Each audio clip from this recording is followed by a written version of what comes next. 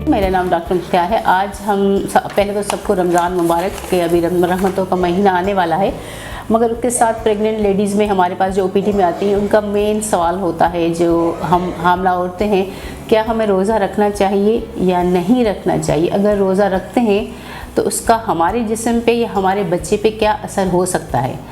तो बिल्कुल सब औरतें परेशान, कुछ लोग जो होते हैं बहुत ही कॉन्शियस होते हैं इस बारे में, कुछ लोग इसको लाइट लेते हैं। देखिए, अब रमज़ान रोज़ा तो वैसे सभी पे फ़र्ज़ है, मगर अल्लाह ताला ने जो है ना एक प्रेग्नेंट लेडीज़ को एक रिलीफ़ दिया है। जैसे कि ट्रैवलिंग वाले बंदों को रिलीफ़ दिया गया, ऐसे ही प्रेग्नेंट लेडीज़ के लिए एक रिलीफ़ है कि अगर वो रोज़ा नहीं रख सकती वो तो फिर वो रमज़ान के बाद या जब कभी उनका तबीयत सही हो या वो इस कंडीशन में हो रोज़ा रखें तो बाद में वो रख सकती हैं। ये बिल्कुल हमारे इस्लाम में इसकी इजाज़त दी हुई है और इसका कुरान पाक में भी ज़िक्र है। उसके अलावा हज़रत सल्लल्लाहु अलैहि वसल्लम ने इस बात को अपनी सुन्नत जो है, जो भी उनके असाबी से उनसे ये डिस्कस किया हुआ है कि हामला औरतें अगर रोज़ा नहीं रखना चाहती तो ना रखें, क्योंकि सिर्फ वो उनकी अपनी ज़िम्मेदारी नहीं होती कि उनकी बॉडी को जो नीड है वो उसके साथ एक बच्चा भी पल रहा होता है। उस बच्चे के लिए जो खाना आता है वो माँ की तरफ से आता है, पानी आता है माँ की तरफ से आता है। अगर वो रोज़ा रखेंगी उसमें कोई कॉम्प्लिकेशन होती है तो फिर उसके बच्चे पे भी इफ़ेक्ट होता है। मगर कुछ लोग कहते हैं कि हमें कुछ भी मसला नहीं होता, हम रोज़ा रखें। बिल्कुल रख सकती हैं, मगर उसके लिए ये है कि पूरे के पूरे रोज़े ना रखे जाए, पूरे के रोज़े ना रखे जाए, इंटरमीडिएट, जैसे 2 दिन रख दिया, फिर 1 दिन का गैप कर लिया, फिर उसके बाद रख लिया, ताकि उनको जो न्यूट्रिशनल डेफिशिएंसीज़ होती हैं या और प्रॉब्लम्स होती है उससे बचा जा सके। और दूसरी बात, हमारी जो औरतें हैं ख़ास करके 90%, 10% को तो मैं बात नहीं करती क्योंकि वो वेल ऑफ फैमिली से, उसको अपनी सेहत का ख्याल होता है, वो अपने खाने पीने का ख्याल रखती हैं प्रेगनेंसी से पहले भी और प्रेग्नेंट होने के बाद भी। मगर हमारी जो 90% औरतें हैं वो अपनी सेहत का ख्याल नहीं रखती।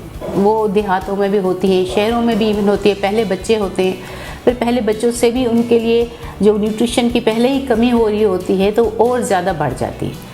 अब हम अगर इसको डिवाइड करें, प्रेगनेंसी में 9 महीने होते हैं, अब पहले जो 3 महीने होते हैं उसमें रोज़ा मोस्ट प्रोबली हम कहते हैं कि ना रखा जाए तो बेहतर है। उसकी वजह यह है कि पहले 3 महीनों में उल्टियाँ बहुत ज़्यादा होती हैं। ऑलरेडी उस प्रेग्नेंट लेडी को उल्टियाँ हो रही हैं, बच्चा बन रहा है, तो वो पहले ही इलेक्ट्रोलाइट इम्बैलेंस के दौर से गुज़र रही है। अगर वो 12 से 14 घंटे की फास्टिंग करेगी तो उसके लिए डिहाइड्रेशन हो जाएगी, इलेक्ट्रोलाइट इम्बैलेंस हो जाएगा, फिर वोमिटिंग का चक्कर, और अगर वो रोज़ा खोल के खाती है फिर वोमिटिंग होती है तो उसके लिए डेफिनेटली न्यूट्रिशनल डेफिशिएंसीज़ हो सकती हैं। वो डिहाइड्रेशन की तरफ जाएगी, वो फेंट हो सकती है, उसको हाइपोग्लाइसीमिया जैसे कहते हैं शुगर का कम हो जाना वो हो सकता है। तो मोस्ट प्रॉब्ली यही कहा गया है कि अगर पहले 3 महीनों में रोज़ा ना रखा जाए तो बेहतर है, मगर उनकी कंडीशन अगर इजाज़त देती है तो सहरी और इफ्तारी में उनको एक्स्ट्रा कैलोरीज़ लेनी पड़ेगी, उसको वो टैबलेट्स लेनी पड़ेंगी जो हम उसको वोमिटिंग के लिए देते हैं, या फिर जो फोलिक एसिड दे रहे हैं वो भी देनी है। उसके अलावा जो आम बंदा रोज़े में इफ्तारी और सहरी में खाता है उससे उसको एक्स्ट्रा खाना पड़ेगा, ताकि उसकी जो न्यूट्रिशनल रिक्वायरमेंट है ड्यूरिंग प्रेगनेंसी वो पूरी हो सके। अब जो सेकंड ट्राइमेस्टर आता है, जैसे 14 हफ्ते से 28 हफ्ते तक, ये थोड़ा सा बेहतर होता है क्योंकि बच्चा भी बन चुका होता है, इस कंडीशन में होता है, वोमिटिंग सबसाइड हो जाती है और इशू थोड़े से कम होते हैं।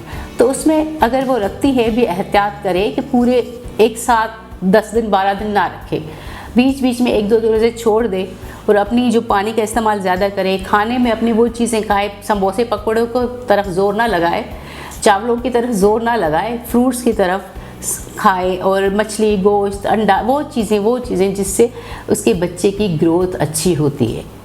फिर आ जाता है हमारा तीसरा महीना, जो थर्ड ट्राइमेस्टर जिसको हम बोलते हैं, लास्ट वाले 3 मंथ। उसमें क्या होता है कि अगर पानी की कमी हो जाती है, उसमें बच्चे जो है ना मेनली वेट गेन कर रहा होता है। उन 3 महीनों में बच्चे का वज़न बढ़ रहा होता है, पहले वो बन रहा था, फिर वो स्टैटिक होके चला, उसके बाद अब वो वेट गेन कर रहा है।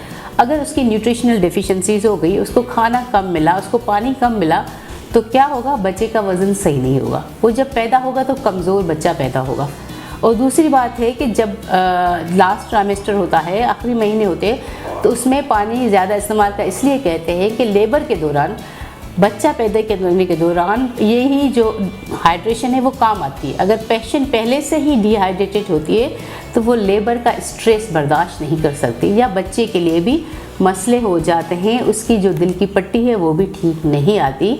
तो लास्ट ट्राइमेस्टर में भी हमारा यही होता है कि अगर वो रोज़े रख रही हैं तो अपनी जो उसकी रिक्वायरमेंट है उससे ज़्यादा उसको पानी पीना चाहिए।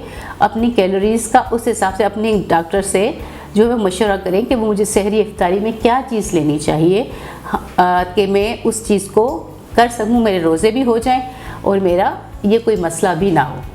अब ये तो थी एक ओवरव्यू जो आप अपनी प्रेगनेंसी में इसको अगर रोज़ा रखेंगे, फिर भी हम आपको एडवाइस करेंगे आप भले रोज़ा रखें मगर फुल ना रखें, इंटरमीडिएट 2 दिन रख लिया, 1 दिन स्किप कर दिया, 2 दिन रख दिया, 1 दिन स्किप कर दिया।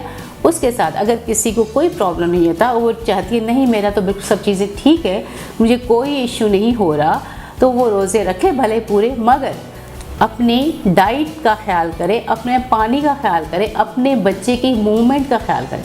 अगर वो पानी नहीं पी रही, खाना नहीं खा रही, तो हो सकता है उसका बच्चा सही तरह से मूव ना करे और उसको वहाँ पे प्रॉब्लम भी हो सकती हैं। तो ये चीज़ों को आप ध्यान में रखें, इबादतें करें, हमारे लिए भी दुआ करें। इंशाल्लाह कोई भी क्वेरी हो तो मंडे, थर्सडे, सैटरडे 4 से 6 बजे आप आ सकती हैं इन रमज़ान टाइमिंग्स।